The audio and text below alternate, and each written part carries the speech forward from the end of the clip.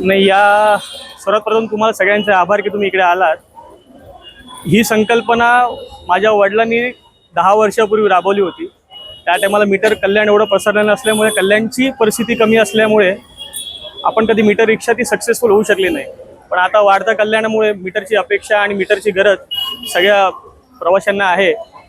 त्याच अनुषंगाने आम्ही एक संकल्पना करून पुढे आलो आहे की आमच्या या इकडे 7-8 लाईन्स आहेत स्टँडवरती.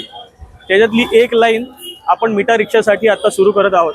आणि त्याच्यासाठी लागणारं जेवढं सहकार्य आहे ते आम्ही, रेल्वे असो किंवा RPF आहे, RTO आहे आणि रेल्वे प्रशासन आहे आणि युनियन म्हणून मी त्यांच्या पाठीशी आहे. आणि त्यांना सांगितलं आहे की तुम्ही फक्त 1 महिना जवळपास तुम्ही लोक 1 महिना, कारण की अधिकार ह्यांच्याकडे आहेत, सहकार्य करणं माझं काम आहे. पण 1 महिना तुम्ही लोकांनी इकडे येऊन उभे राहा. जेव्हा सुरळीत होईल, प्रोसेसला वेळ लागतो प्रत्येक गोष्टीला, ही वेळ सुरळीत झाली की तुम्हाला 1 महिन्यानंतर तुमच्या कामाला असले तरी काय हरकत नाही आहे. पण 1 महिन्यामध्ये सेट होण्यापुरती वेळ गरज लागेल.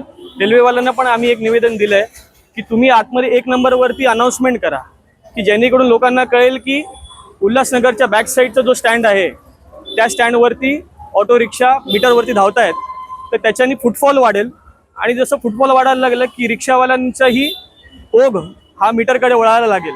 ही आमची अपेक्षा आहे बेसिक. आणि मला वाटतं लवकरात लवकर आपण एक 7-8 दिवसामध्ये याचं उद्घाटन करून याची सुरुवात करू आणि कल्याणकरांसाठी एक सुविधा आपण एक लवकरात ओपन करू अशी एक अपेक्षा बाळगतो.